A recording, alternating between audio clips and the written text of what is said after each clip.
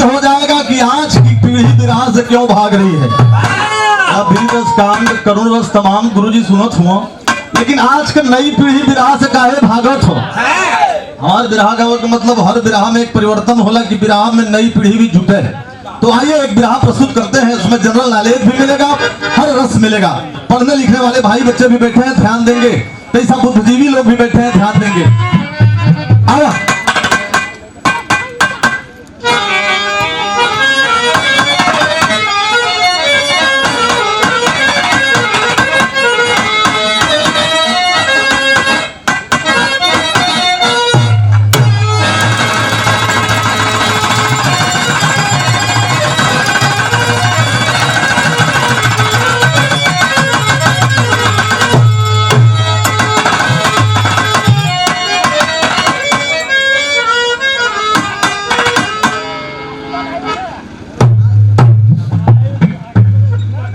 आया भैया भैया अब आवाज ना हो।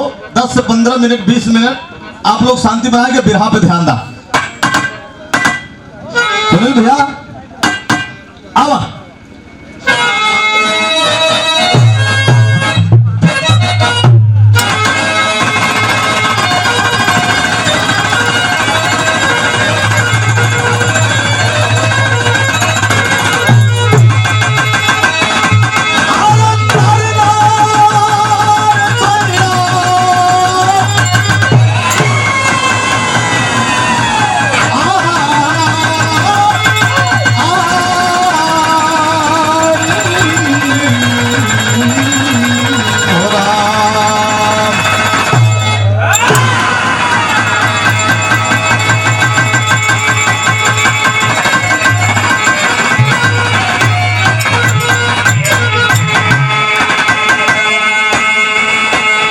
विराह का शीर्षक होगा शिक्षा और अशिक्षा की जीत।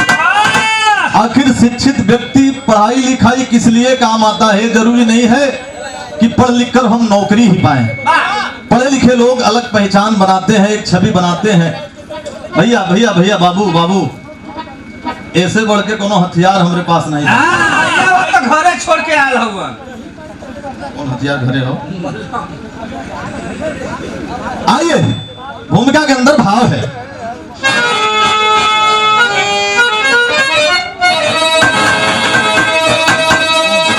तो विश्वव्यापी महीनाम तेरा जहां में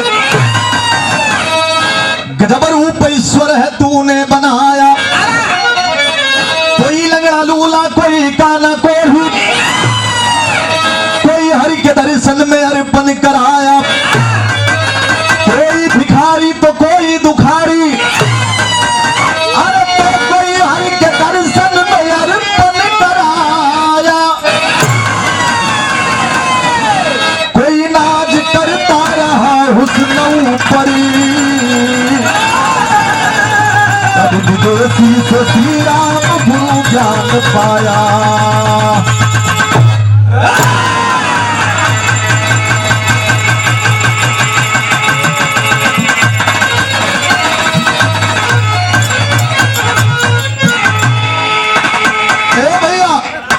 दुनिया में तमाम तमाम प्रकार के लोग जियल। कोई राजा बा, कोई रंक बा, कोई गरीब बा, कोई अमीर बा, कोई फकीर बा, कोई लंगड़ा बा, कोई लूला बा, कोई काना बा, कोई कोढ़ी बा। लेकिन बारे खुदा बारे ईश्वर बारे गाठ सब लोगों की देख रेख आप भली भात प्रकार से करते हैं। एक लाइन को वाली बलाल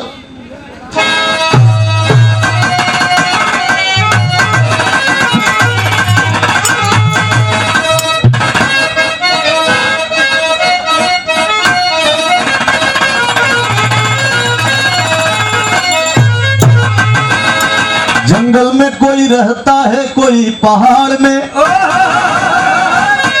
लक्ष्मी जी जंगल में कोई रहता है कोई पहाड़ में।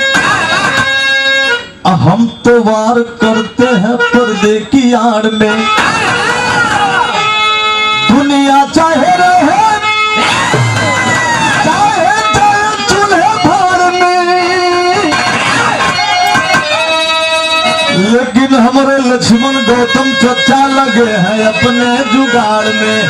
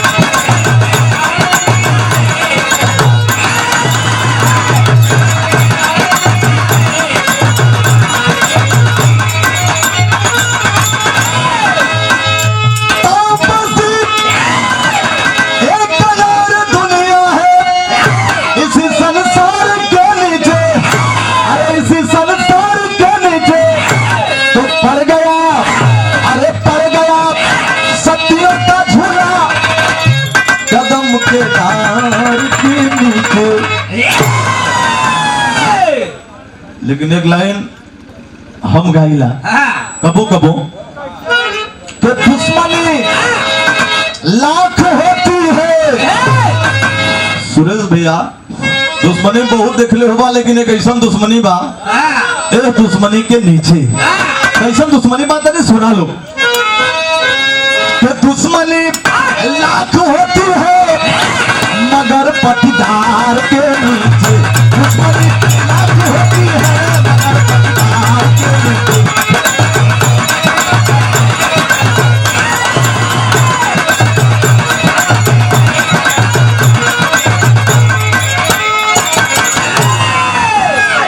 तमाम दुश्मनी हो जाए, लेकिन पटीदारी दुश्मनी 70-90% लोगों के पास बा। इतना रिश्तेदार गांव जवार जुटिए के यार फलनवा की लड़की के बियाह पड़ल बा, तो उन्होंने एक में खा पीला के धात तोहरे में चल जाब, लेकिन ओकरे में धार मारे ना जा आलुआ पंचायत करे तो पटीदारी वाला जल्दी ना फरियाद। दुश्मनी लाख होती है मगर पटीदार के नीचे, मगर पटीदार के नीचे। साले तो बहुत देखे हैं लक्ष्मी जी, सार बहुत देख लो, लेकिन कैसन सार बा वो सार के नीचे। कौन सार बा के साले तो बहुत देखे हैं, लेकिन सकुनिया सार के नीचे। सार तो बहुत देखे हैं सकुनिया।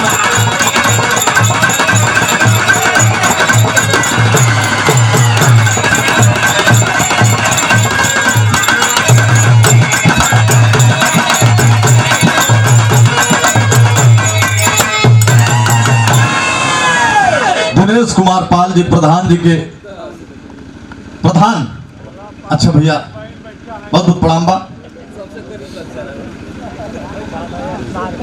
बिल्डर प्रधान भैया की ओर से 51 रुपया पुरस्कार, नमस्ते प्रणाम बा। साथ साथ सब भैया बाबू लोगन के प्रणाम बा। लेकिन भाव कितना बढ़िया बा कि खुदा, अरे खुदा तेरी खुदाई पे, खुदा तेरी खुदाई पे नयन से नीर घुरता है।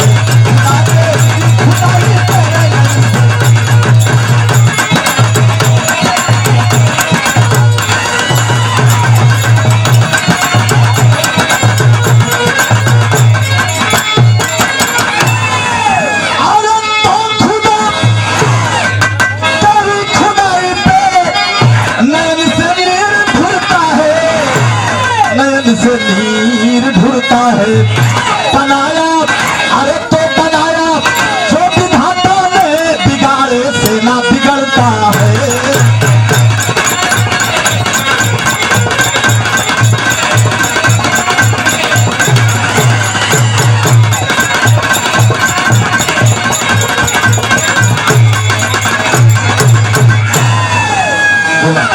हरिचरण मौर्य गुलाब का शिष्य हूं, गुलाब का शिष्य 51 रुपए का पुरस्कार। हरिचरण मौर्य का शिष्य गुलाब कवि जी हैं, गुरु जी के प्रणाम बा। 51 रुपए का पुरस्कार, साथ साथ सब भैया बाबू लोगों के प्रणाम बा।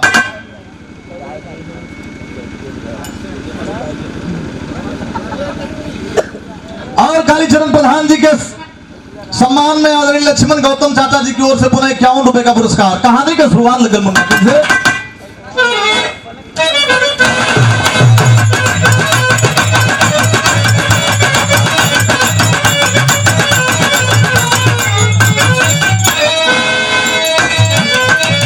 मध्य प्रदेश में एक राजसी घराना है। विद्यासागर एकदम तोरे लोग लायक रहा हो, लेकिन ध्यान दे पाए मैं हाथ से रस भी मिली और जनरल नॉलेज मिली। कंपेयर कर यहाँ लोग ब्याह से काहे भागत हुआ। आजकल ब्याह शादी पड़ जाई, लड़का के यहाँ ऑर्केस्ट्रा जाई ब्याह में, नहीं ब्याह जाई तो हम जैबे न करो, दुल्हा बोल दी। लेकिन ब्याह को हम लोग जोड़ने का काम, ब्याह से पैसा कमाने का काम नहीं है। अधिक से अधिक ब्याह हमारे पूर्वजों की विरासत है। उस ब्याह को लोग क्यों भूल रहे हैं, इस विधा को क्यों भूल रहे हैं। मध्य प्रदेश में एक राजसी घराना है, मध्य प्रदेश में एक राजसी घराना है। पिता रंजीत जो अकेला शुभ सयाना है।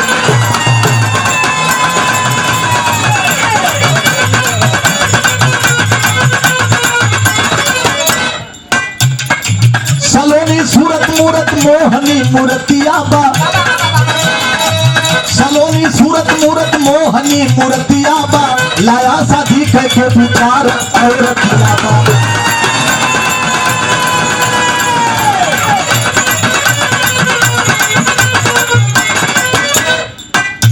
मध्य प्रदेश में एक बड़े घराने का लड़का, रुपया पैसा सोना चांदी धन दौलत महल अटारी एकदम चकाचक भरल हो, मोछ जमत वास्ते।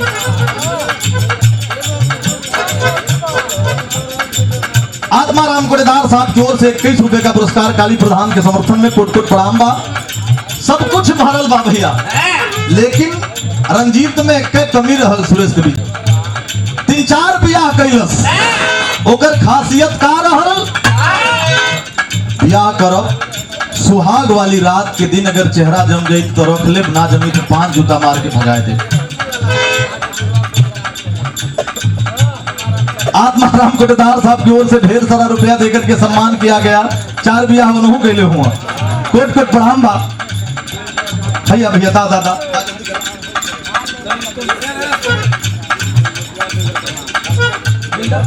बिल्डर प्रधान जी की ओर से 21 रुपए का पुरस्कार कोट कोट नमन बा भैया। गरीबों के मसीहा है आप। रंजीत का चैलेंज हम ध्यान बिरहा पर है, जमेगा चेहरा नहीं 5 जूता मारूंगा। पीछे से पैसा लेला। आदरणीय लक्ष्मण गौतम जी बाबू जी की ओर से काली प्रधान के समर्थन में 21 रुपए का पुरस्कार भैया। पप्पू पप्पू पप्पू ध्यान बिरहा पे रहे भैया। बिल्डर साहब 51 रुपए का पुरस्कार हमारे बिल्डर प्रधान जी, गरीब को मसीहा हुआ। बस भैया खुश। रंजीत का चैलेंज रहल, सुहाग वाली रात में चेहरा जम गई तरफ ना जमी तो 5 जूता मार के भगा दे। जमेगा चेहरा नहीं 5 जूता मारूंगा, जमेगा चेहरा नहीं 5 जूता मारूंगा, सुहाग रात में ही घर से मैं निकालूंगा।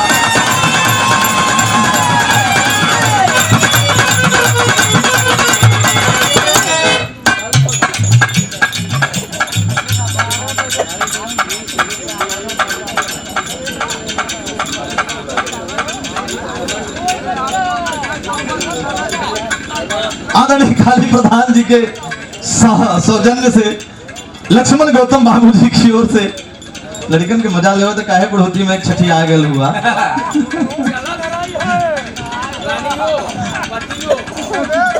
101 रुपए का पुरस्कार बहुत बहुत प्रणाम बा। बिरहा उठलो भैया, क्षमा करा लोग ज्यादा समय न ले, कहानी में एकदम छोटा सा हो लेकिन समझे लायक हो।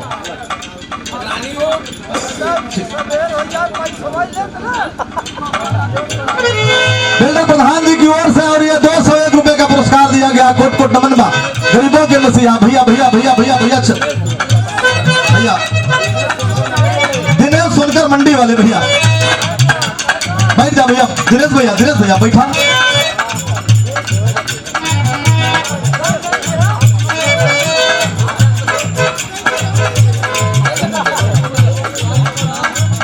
काली प्रधान के सहयोग में 21 रुपए का पुरस्कार दिनेश सोनकर मंडी वाले।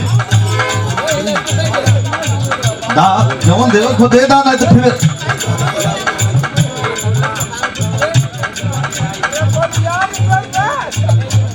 काली प्रधान के समर्थन में गुलाब बाबू जी के दरवाजे पर कार्यक्रम होता है। 21 रुपए का पुरस्कार भाव पर है लोग रही छत्राई चर्चा हो गल चारों तरफ के। अरे बाप रे बाप, रंजीत 3-4 बियाह कैलस लेकिन कोनो दुल्हन के चेहरा जमल नहीं। एक पढ़े लिखे परिवार की लड़की, एक शिक्षित लड़की अपने बाबूजी से कलश की बाबूजी रही थी रानी एक शर्त को मंजूर किया, रही थी रानी एक शर्त को मंजूर किया, पिता के अर्ज को बस बात में हुजूर किया।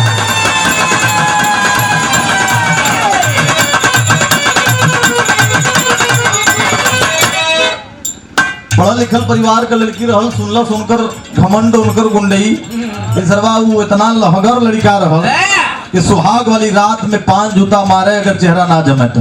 तीन चार बियाह कैलस कोनो लड़की के चेहरा जमल नहीं। ए भैया हो एक पढ़े लिखे परिवार की शिक्षित लड़की अपने बाबूजी से कलस की पिताजी मैं उससे बियाह करूंगी।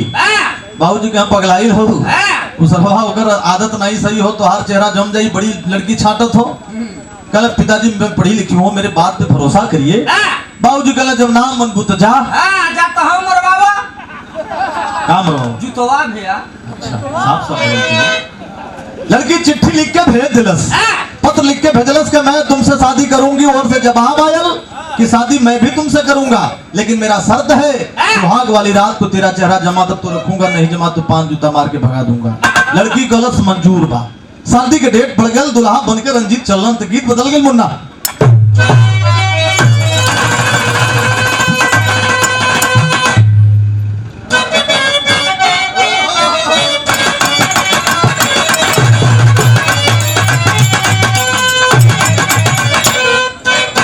कौनो प्रेमी अपने प्रेमिका से कहलस कह तू काये गरी तेहरे गली ऐसी जैसी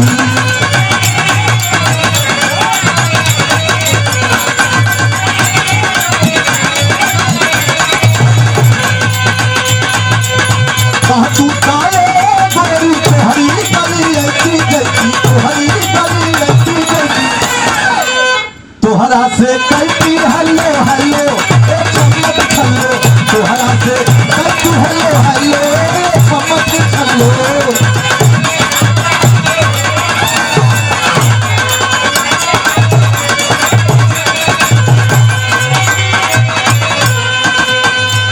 रंजीत दुल्हा बन के माथे मौर सवार के चलल ह बारात सजाए के चलल ह सज के बारात आई गई दुआरी हो।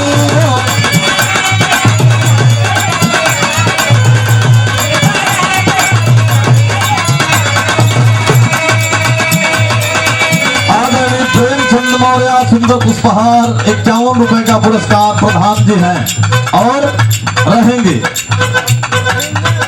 अच्छा अच्छा बहुत बहुत प्रणाम बा साथ साथ से भैया बाबू लोगों के प्रणाम बा। सज के बारात आई गई दुआरी आई गई दुआरी आई गई दुआरी हो। सखिया सुनावे सब गारी दुल्हे राजा सखिया सुनावे सब गारी।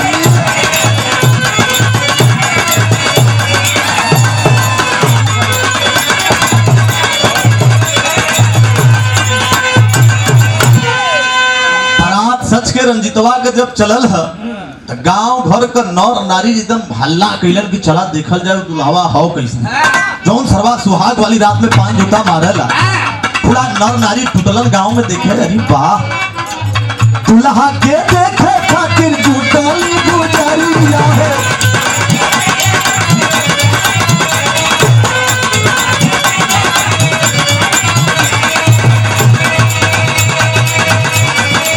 सारी सूरतिया बात मोहनी मोरतिया हो।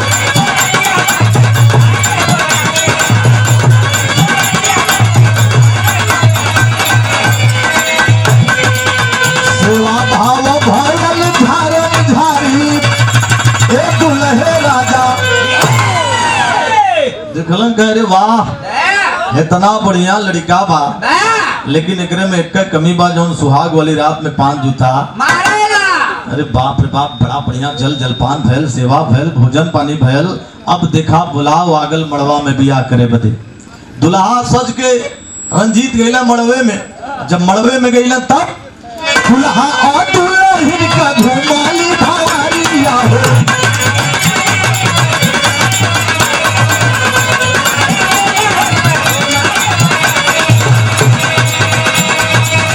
सिंदूरदान हो गया सिंदूरदान हो गया 7 फेरों का बंधन हो गया सबेर भयल भैली बिदाई गली ससुर नगरिया हो।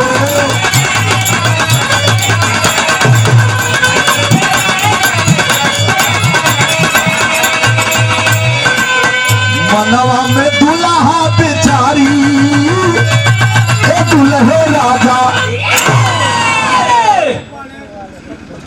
आदरणीय मुन्नू पाड़े साहब प्रधान पद के प्रत्याशी हैं, 51 रुपए का पुरस्कार देकर के नवाजा गया। कोट कोट प्रणाम करते हैं, उज्जवल भविष्य की कामना करते हैं।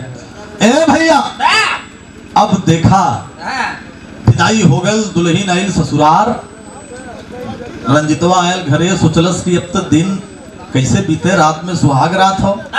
शाम के टाइम बा, गांव के बहरे पुलिया पे बैठल बा, दो चार संगी साथी जुटलन, कहाँ रे आज तो तोर सुहाग वाली रात हो। कहे हाँ यार, दुल्हन रोली भी सोचत बा कि आज हमार सुहाग वाली रात बा, पता नहीं हमार सैया हमके पसंद करी है कि न करी है।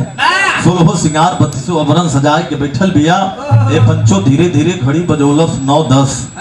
रंजीत मुड बनाए के गए सुहाग वाले कक्ष में, खुलस दरवाजा, अब घुसल।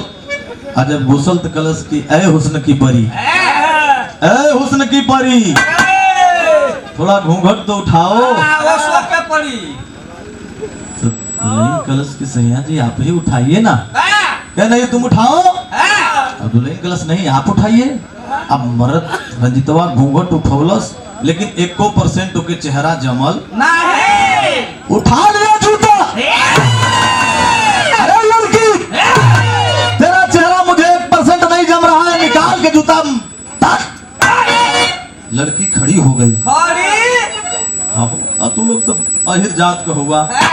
भैंस गैया चरावत हुआ, कौन भैंस खड़ी हो, कौन बैठी हो, कौन गैया खड़ी हो, यह कुल दिमाग पे तोरे लोगन के है। ए भैया, लड़की खड़ी होकर पकड़ ली कलाई, कलश सुना। मर्द कलश की सुना बना।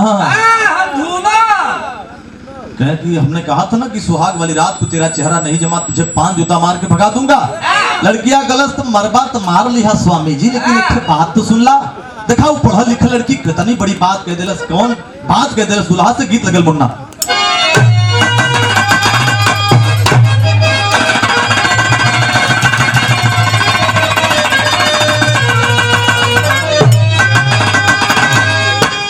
गीत बा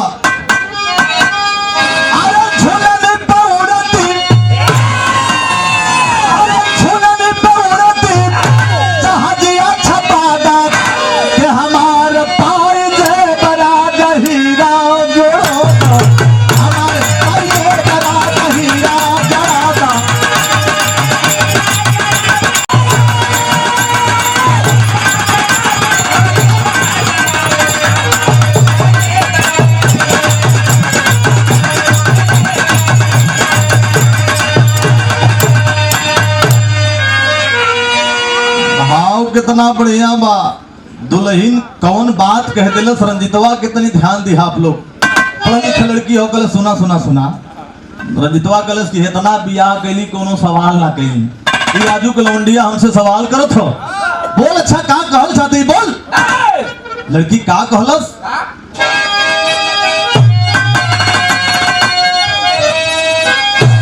भैया भैया साउंड वाले कुल कम हो गल बा आपका। ऐसा देख ला, मिजाज ना बनत हो हमार। आवा वो देखत रहिए, हमन शुरू रह जाई। का कहलस? अरे के करे महलिया,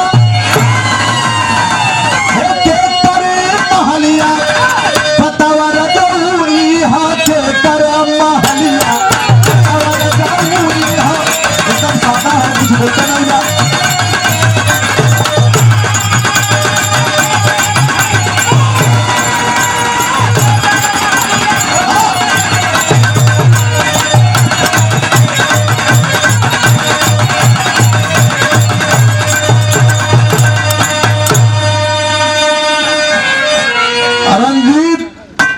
के सवाल कह दिलस दुल्हन रोली कलश की, बतावा सैया जी अब तो मरते हुआ, लेकिन एक हमारी बात तो सुन ला।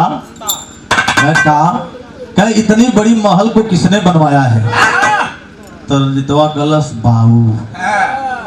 अच्छा, ये जौन शरीर पे गहना पहनले हुआ ये के लिए आल हो? कहे बाबू। कहे जौन शरीर पे कपड़ा पहनले हुआ ये केकर खरीदल हो? कहे बाबू। कहे जोने जुतवा से हमके मारा जात हुआ ये के लिए ले हो? कहे बाबू जी। पढ़ा लिखा लड़की फंसा देलस। तन के गहनवा तो कली सवालिया,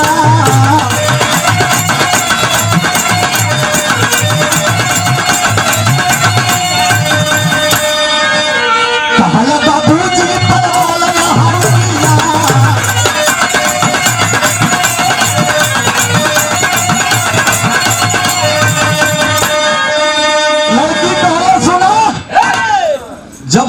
तुम्हार बाबुए जी बनौले हुआ तो तुम कौन होते हो मुझे मारने वाले? बाबू क्या हुआ मारा? कहा कहला दुल्हन मुन्ना? अरे बल्ला बनवाई के, बनवाई के। अरे बल्ला बनवाई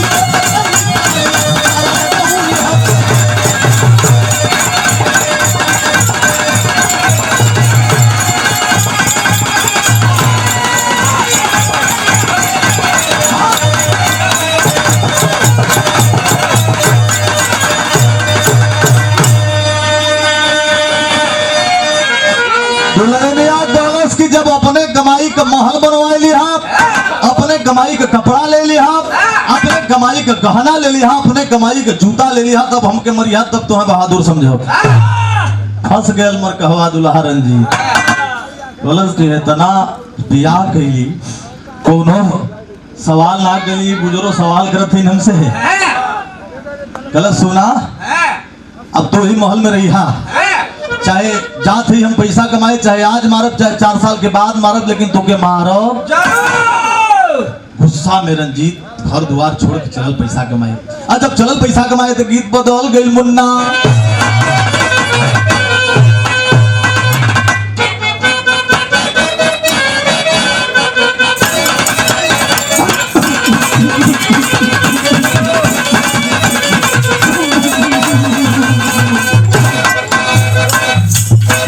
हम हई मजनू की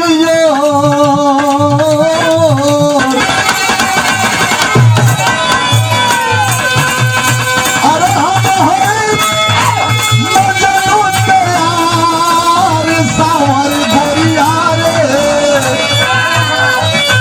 अरे हम हई मजनू के यार प्यार सिखलाई रे गोरी।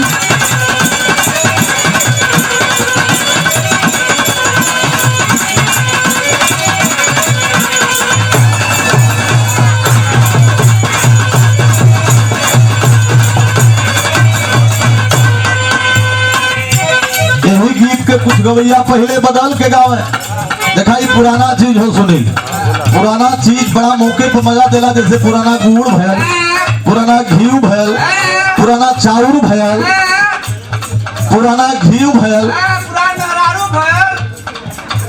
पुरान मेहरारू तोरे कोने काम आवली? हां जब लड़की आवल बिया तो मन डाले बतावली। का डाले बतावली? नीमक हो कित्थू में? डाली में। छोटी सी बात को बढ़ा दिया तुमने। एक गीत के पहले के गवैया गावे कि खाई ले लू लंगड़ाया लक्ष्मी जी, पहले के गवैया गावे गीत के कि खाई ले लू लंगड़ाया मता मकहिया दे रही।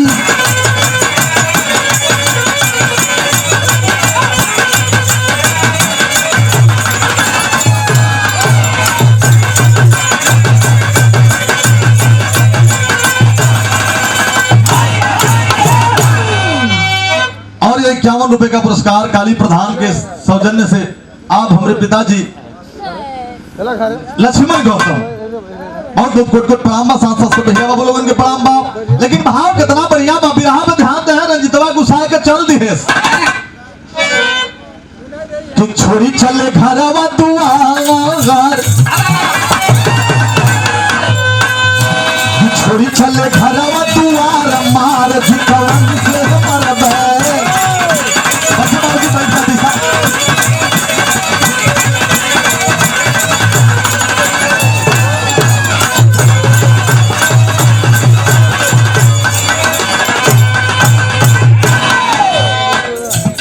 घर दुआर छोड़ के चल दिल, चाहे आज मारब चाहे 4 साल के बाद मारब, लेकिन मारब। बवाली आदिवासी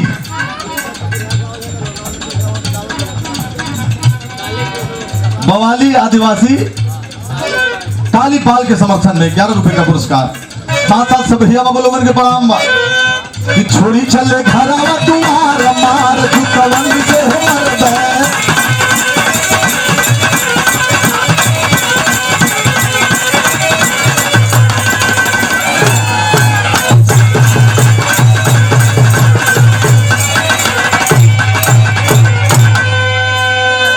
में हरी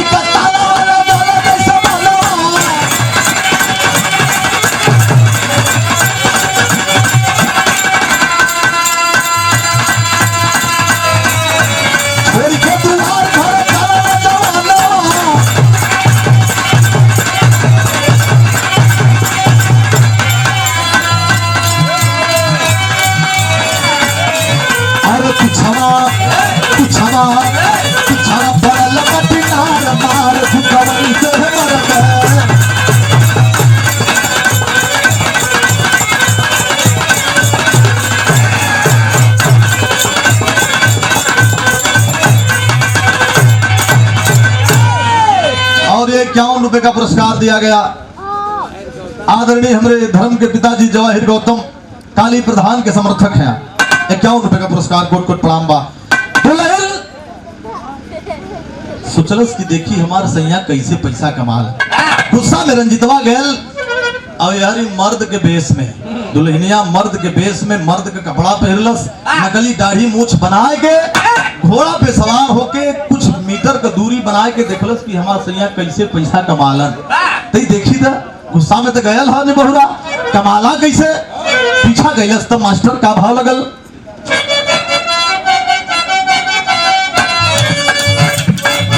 कुछ दूर रहा दूसर ससनवा,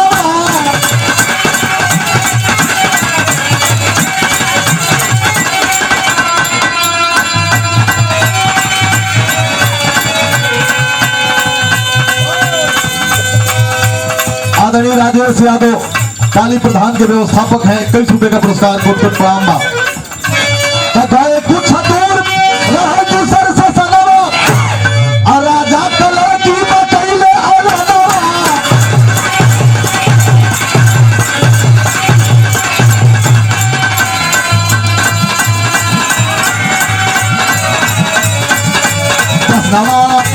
कसनवा बताओ कोई हमारा दमार जुतवन से मरब है।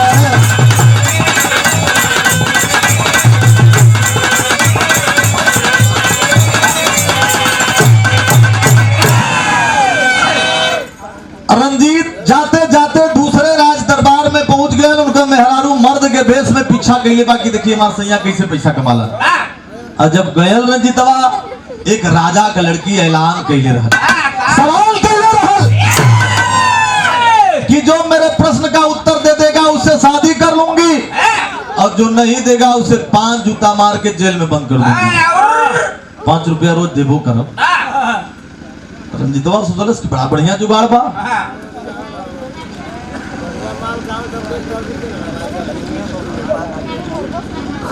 संतोष शर्मा काली के व्यवस्थापक 21 रुपए का पुरस्कार कोट कोट नमन प्रणाम बा। साथ साथ सब भैया बाबू लोगन के प्रणाम बा। ध्यान बिरहा बड़ी मजेदार सुनावत है। एकरे बाद अब सुना का चीज हो चचा। बिल्कुल बिल्कुल बिल्कुल बिल्कुल ठीक ठीक ठीक हो जाए हो जाए हो जाए। हाँ हमने तो आत्मा को शांति पहले ही दे दिया। हाँ ठीक ठीक हो जाएगा वो भी हो जाएगा। ध्यान बिरहा पर है। हाँ तो पैसा ले लो।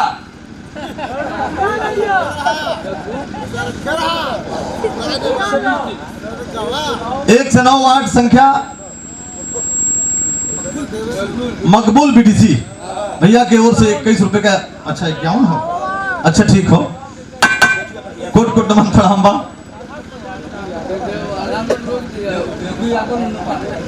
योगी यादव और मुन्नू पाड़े जी आपके सहयोग में ग्राम प्रधान पद के उम्मीदवार हैं। 51 रुपए का पुरस्कार कोट कोट प्रणाम बा। सांसद से भैया बाबू लोगन के नमन प्रणाम बा। अब वहां पहुंचलन राजा का लड़की सवाल कैले रहल कि जो मेरे प्रश्न का उत्तर दे देगा उसे शादी कर लूंगी, जो नहीं दे पाएगा उसे 5 जूता मार के जेल में बंद कर दूंगी। 5 रुपया रोज देबो करब।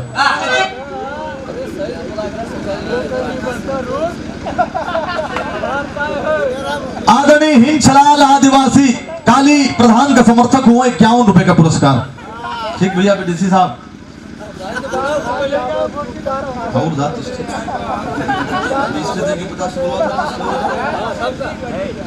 अब दोबारा बोल।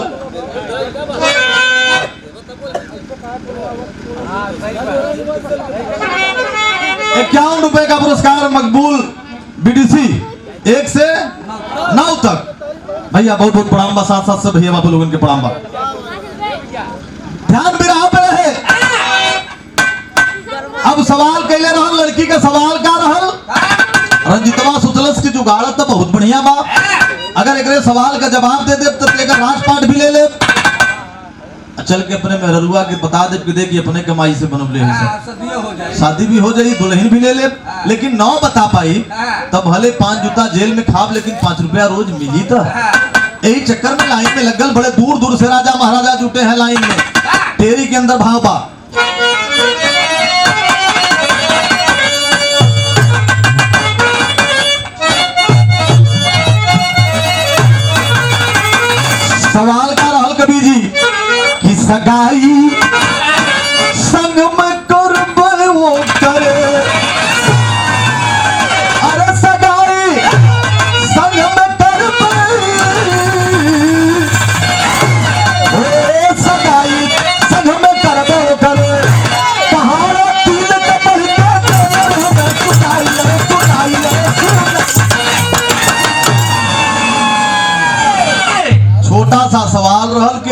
के पहाड़ा का मतलब जो सही सही बता दी उसे बिया के ने उसे राजपाट दे दे और जे न बता पाई ओके जेल में बंद कर दे 5 जूता मरबो करब रोज लेकिन 5 रुपया दे।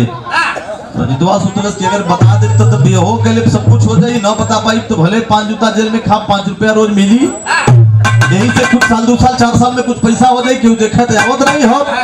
उनकर मेहरारू पीछा कैले बाकी देखिए हमारे दुल्हा कैसे पैसा कमालन। बड़े दूर दूर से राजा महाराजा लाइन में लगे हैं, कोई 3 के 3 3 दूना 6 3 त्रिका 9 गलत हो गया, कोई 3 1 जा 3 3 2 जा 6 3 3 जा 9 गलत हो गया, कोई उर्दू में कोई फारसी में कोई मराठी में सब गलत हो गया। तब तक रंजीतो के पारी आ गए, सोचलस की लाइन में लगल ही लही गयल पट्ठा एक दूध पे अपन गलती से ही बतौलो से हो के लगल 5 जूता गयल जेल में, लेकिन 100 की है बाकी भले जूता खाई लेकिन 5 रुपया रोज मिली। तब अब देखा वही समय घोड़ा पे सवार होकर होके उनका मेहररुआ पीछा कैले रहल, पहुंचल राज दरबार में कलश कैसे यहाँ भीड़ लगल हो, हमार दुल्हा एहरा गइलन ह। ककहरा में झूमर छंद लगल, पहले के गवैया ककहरा गावे और धर गावे बंदिश गावे छंद गावे, ओठ पे सुई रख के दांत पे सुई रख के गावे लोग सुने। अब तो कोई गाँव वाला नहीं हो ना कोई लिखे वाला हो, अगर गवबो करिए तो इस उठ के चल दिया कि मर्दे झूठे कई चिल्लात हो। अब तो नखड़ा तिल्ला गुजरी सिनरी कजरवा टिकुलिया जरूर लोग सुनत हो। ए भैया ककहरा से झूमर छंद कवि जी खलक को कहूं आगे ही जहार कर मन में विचार,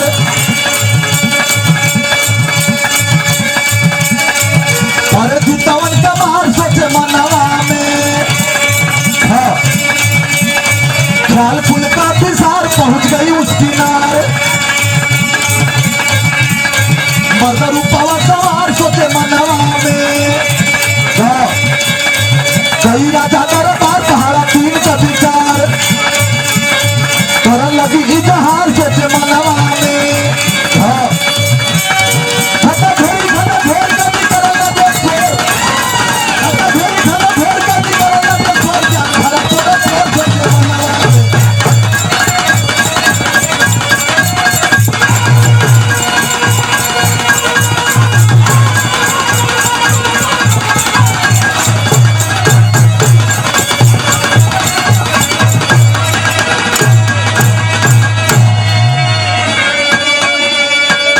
पहुंचल घोड़ा पे सवार होके कटकट कटकट कटकट कटकट राज दरबार में कुछ राजा महाराजा जुटल करे वाह लगत है अब हमन के जिंदगी छूट जाई। रंजितवा के गुस्सा लगल के यार सब वही कहां से आ गल, ओके का पता कि हमार मेहररुआ होई मर्द बेस में बा, ओके ना पता हो। लोग सोचलन राजकुमारी भी सोच रहे कि बड़ा सुंदर बा, लगत बा कि हमरे जोगे ही है, उनके का पता कि जवन प्लेटफार्म उनकर बा तो नहीं हरो बा तो मर्द के बेस में बा। ए भैया हो कलश की भैया कैसन भीड़ बा, का बात हो कैसन लाइन में लोग लगल हुआ। थोड़ा सुतरले के बाद पूछत क्या महाराज कुछ बात नहीं हो, राजा के लड़की सवाल केले हैं 3 के पहाड़ा का मतलब जो सही सही बता दी कि राजपाट दे दी है, और जे ना बता पाई 5 जूता मार के जेल में जाई 5 रुपया रोज देबो करी है। दुल्हनिया अपने दुल्हा की ओर निगाह देखलस जेल में किया उहे हो ई निबौरा काहे बदे लगल बा लाइन में, हम जानत है पैसा के चक्कर में, लेकिन कह भैया हम बता सकीला। राजकुमारी कहलन कि अगर ये बता देता तो हमारे इनसे बियाह हो जाए, हमरे जोगे नहीं है ये हुआ हमार बड़ा बढ़िया जुगाड़ हो जात। लेकिन रंजितवा अपने मेहरारू के ना चिन्हत हो, चेहरा कायदे से देखबे ना के लिए रहल, तो खाली जूता मारे बदे भाई घमंडी रहल, पैसा वाला रहल। ए भैया आदेश फैल कि चला तो ही बतावा बतावे चलत हो 3 के पहाड़ा का मतलब ध्यान दिया पढ़ा लिखा लोग, पहपट के अंदर भावा।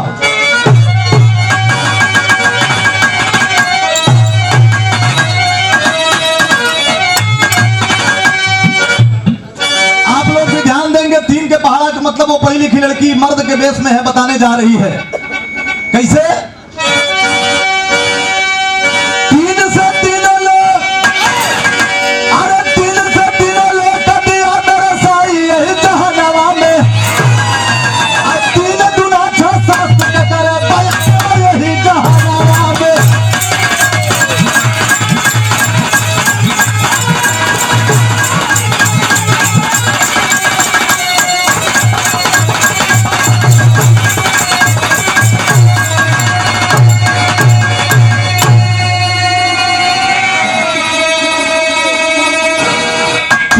तीनों लोक धरती आकाश पाताल 3 दूना 6 से 6 शास्त्र होते हैं। जितना कैदी रलन तड़तड़ तड़तड़ ताली बज गए। कह रहे वाह, राजकुमारी जयमाल लेके खड़ी है कि बदौतन तो बियाह हो जा, तो उनके का पता कि एक के प्लेटफार्म दोनों जने का हो और बदौतो ना हो। जितना कैदी लेकिन उनकर दुल्हा गुस्सात बा मन मन की सरवा जो 5 रुपया रोज मिलत रहल हो जाए चाहला। कहां से आ गए? कहीं आगे बतावा। 3 तरीका 9 से 9 गहता है बतलाई है। 3 चौका 12 में एक वर्ष ही गिनाई है। 3 तरीका 9 से 9 ग्रह होते हैं। परीक्षा में आ जाए सुनील, ग्रह कितने होते हैं? 9 वाले पे टिक लगा हुआ। विराह के माध्यम से क्लास करत ही पढ़े लिखे लोग ध्यान दो। ऑर्केस्ट्रा विराह में क्या अंतर है? ऑर्केस्ट्रा वाली लड़की आई तो वो खाली नाची, एक गाना कैसेट के लग जाई और फटाफट खोल के दिखा। बताओ ये गोरी तारे गन्ना करत तारे ढूंढी में सही जाता। अच्छा, वही महफिल में बाबू बैठल हुआ, चच्चा बैठल हुआ, फुफ्फा बैठल हुआ, मौसा बैठल हुआ, गांव घर के बहन बिटिया बैठल हैं। लोग बड़ा धड़ल्ले से ओके सुनल। अब बिरहा में एक कलाकार, एक कवि इतना अच्छी बात लिख करके लोगों को देता है, उसके बाद भी लोग सुनने के तैयार नहीं होते। 3 तरीका 9 से 9 ग्रह होते हैं। 3 चौका 12 में साल भर में 12 महीना होला। 3 5 15 का मतलब क्या हुई?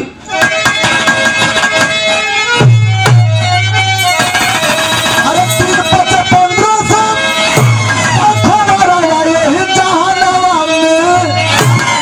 3 दूना 6 शास्त्र का करे बयानवा यही जहानवा में। 3 5 15 से 15 दिन का पक्ष होला। कृष्ण पक्ष, शुक्ल पक्ष, अंधेरा और अजोरा। अरे वाह, ताली बज गई तड़तड़ तड़तड़ की वाह, ये क्या बात है? इतनी बढ़िया बात ये बताओ छो। राजकुमारी खुश है, रंजितवा दुखी हो। रस्सी जड़ गई लेकिन एक बाकी है वो है बात। कहीं आगे बोला 3 6 18 का मतलब आल्हा में चलल। ध्यान दिया लो।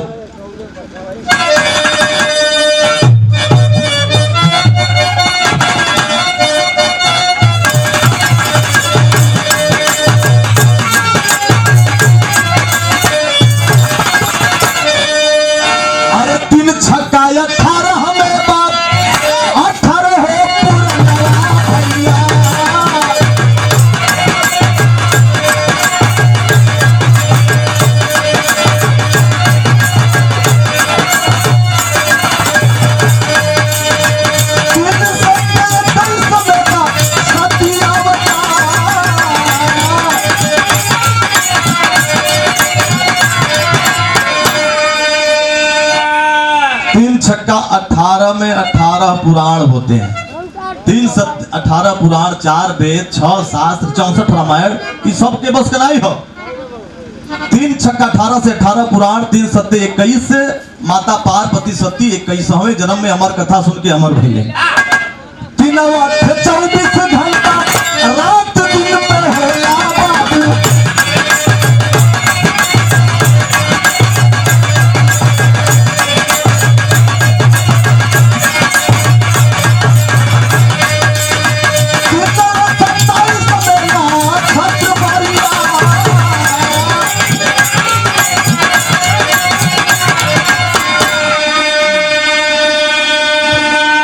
तीनवा 24 घंटा में रात और दिन होते हैं। 3वां 27 में 27 नखत होले।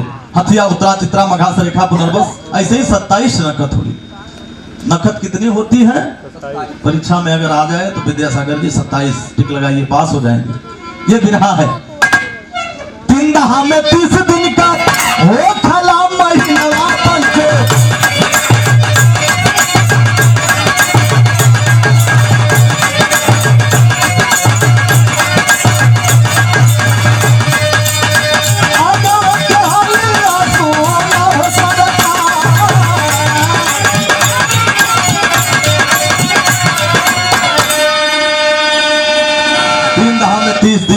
महीना होता है। ताली बज गई तड़तर तड़तर, जितना कैदी रहना सबके छुड़वावे लगल।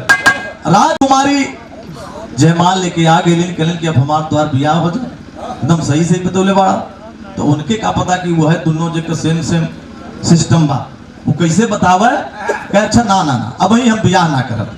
अब ही हमके राज दरबार में, राजमहल पे, राजगद्दी पे बैठे दा, अब तो ऐसा महीना 2 महीना 4 महीना यहाँ के व्यवस्था जान ली। अब तो हम तोहार हो ही गए रही, हमार तोहार बियाह हो ही जाई, का दिक्कत बा। तब बैठी राजा गद्दी ऊपर कराली ससनवा, जितना रहल कैदी सबके दिहली छोड़वा।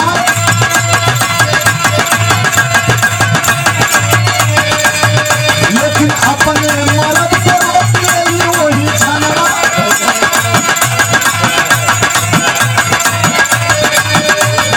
कुर्सी लगाली तो खाने परिया,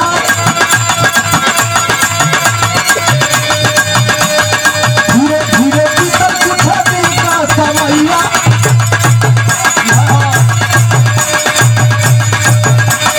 धीरे धीरे भीतर कुछ दिन का समैया।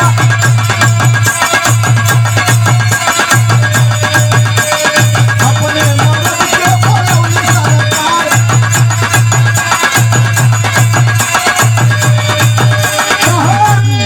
जितना जाए तो से सोना और रुपया, आले करके घरवा चल जाइबा सरकार।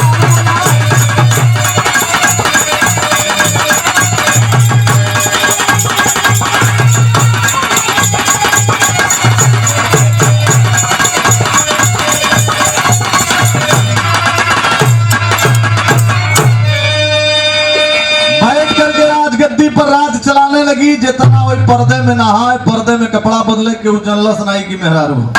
ए भैया हो, धीरे धीरे जितना कैदी रहलन सबके छुड़वाए दिलस, अपने मर्दवा के रोक लेलस। कहे लड़के इधर आओ। कहे का साहब, कहे तुम नौकरी करोगे?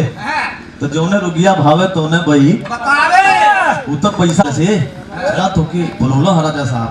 कहे का बात हो? का साहब, काली प्रधान जी के दिनेश सोनकर जी समर्थन में 51 रुपए का पुरस्कार कोट कोट नमन बा। ध्यान बिरहा पे रहे अर्जुन भारती, सब लोग सहयोग में आप लोग को ढेर सारा पुरस्कार प्यार दुलार दिए और देते रहेंगे, ये उम्मीद है। ए भैया, जितना बोलौले से एक नौकरानी से कह का हो घरे जइबा, ओके का पता कि हमार मेहर हुए हो। कह नहीं साहब पैसा कम पड़ा था। कह रहे घर जाना चाहते हो तो जाओ, बहुत नौकरी कर लिए। कह साहब हम पैसा कमाया रही, पैसा कुछ कम पड़ा था। कह चले जाओ, जितना रुपया पैसा सोना चांदी हीरा जवाहरात तो से जाए उठा के ले जाए। जितवा कलश के साहब सही कहत हुआ कि मजाक करत हुआ। ये कहाँ से आप पर आ गए? कह मैं कह रहा हूँ ना लेके जाओ। कह ढेर सारा रुपया पैसा सोना चांदी का गट्ठर बनाए के चलल आए हर।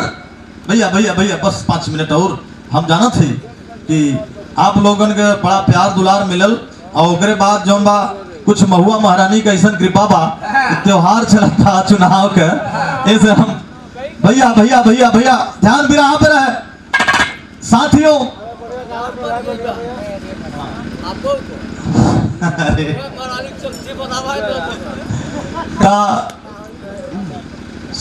अब देखा रुपया पैसा सोना चांदी का गट्ठर लेके रंजीत गयल गांव। अब हरी अपन निकाल के कपड़ा अपने राजकुमारी के सामने खड़ी हो गई, मर्द के भेष में रहल। कलसी हम का देखत ही? कह सही देखत हो जो तू तवन हमार तुम्हार बियाह ना हो पाई। सुरेंद्र भैया कहाँ रहा? हम सोची नाल हुआ का। अच्छा अच्छा,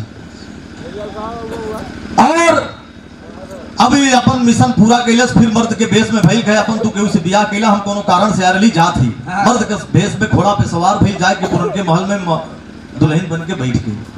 दुल्हन बन के बैठ गई। अब यारी घरे ना गए, इतना रुपया सोना चांदी के गट्ठर जवाहरात के लेके सोचलस कि एहरा जमीन ले महल बनवाई, अब खुलापन हो गल, अब तो ओके 5 जूता मरबे करो। कैसे मास्टर? अंतिम लाइन में कहना बा,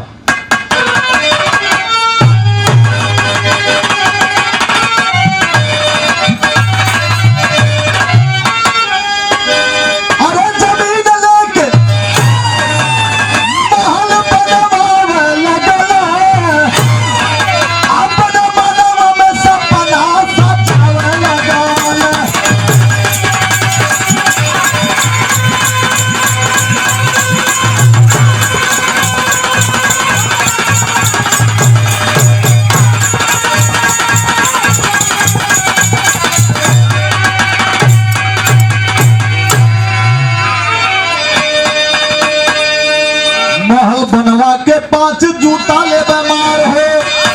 इतने ही में परेशान था कि महल बन जात, अपने कमाई के कपड़ा हो जात, अपने कमाई के गहना हो जात, अपने कमाई के जूता हो जात, तब उनके मारी था। महल बनवा के 5 जूता ले बेमार हो, अब मनवा के सपना पूरा हो जइहा हमार हो।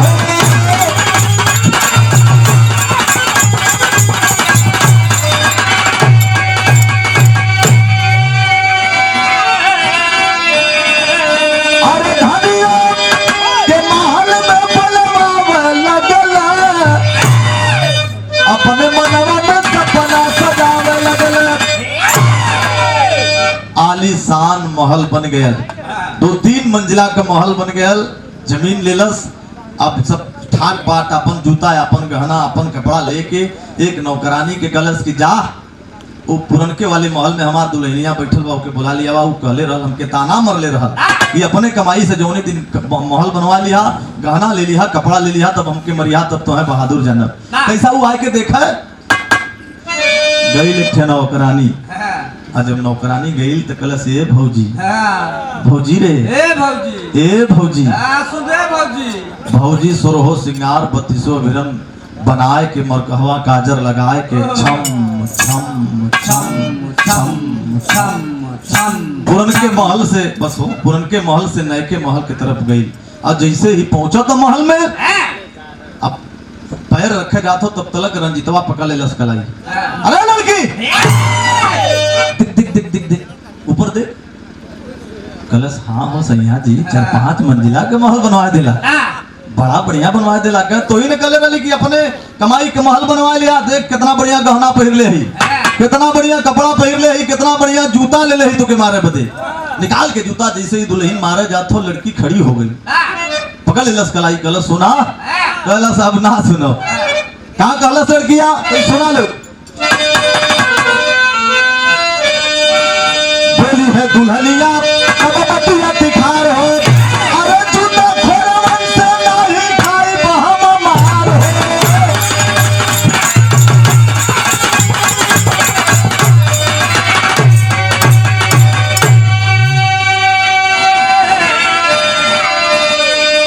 दुल्हन कलश तू खुद जूता खोर हुआ, तू हमके का मरबा।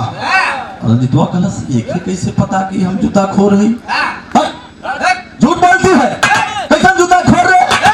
दुल्हनिया गलत ढेर ऐठा मां नहीं, अब कुल पोल खोल दे। रंजीतवा गलत झूठा हवा में तीर मारत हो, का जानत हमरे से बट आजू लौंडिया चलल हो हमसे तकरार करे, मारी लाभ है तो का बतौलस। का चिराग खाने का बतावे लगला,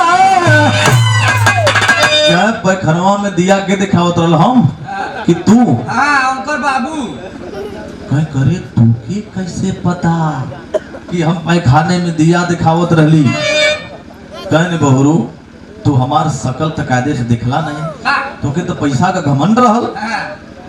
3 के पहाड़ा का मतलब हम बतौली, बात वो तो मर्द रहल, कह हमार चेहरा के बहुत दिखला नहीं, हम ही मर्द के बेस में रहली। इतना रुपया पैसा सोना चांदी जवाहरात के गट्ठर हम ही लिया के तो के देली, तो तू लेके इला बनोइला यार। चिराग पैखाने का बतावे लगला, अपने मनवा में सपना सजावे लगा।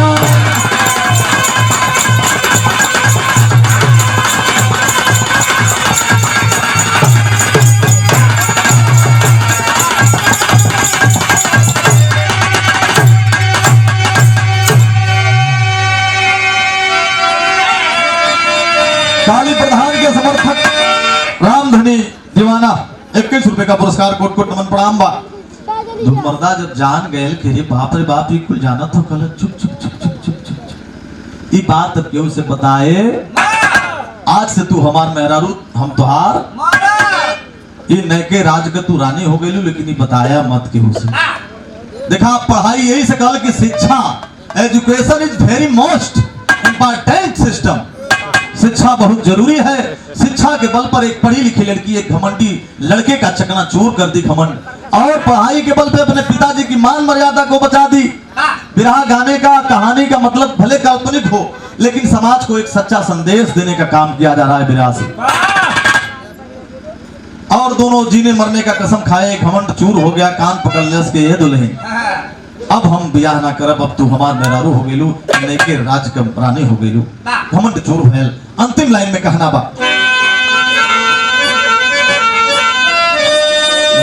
गुरु हरिदास जी रमाकांत हरिधाम कथन करे कभी नवरसिया खबर मूर्ति श्री राम। अरे सगाई संग में करबे करे, ए भैया सगाई संग में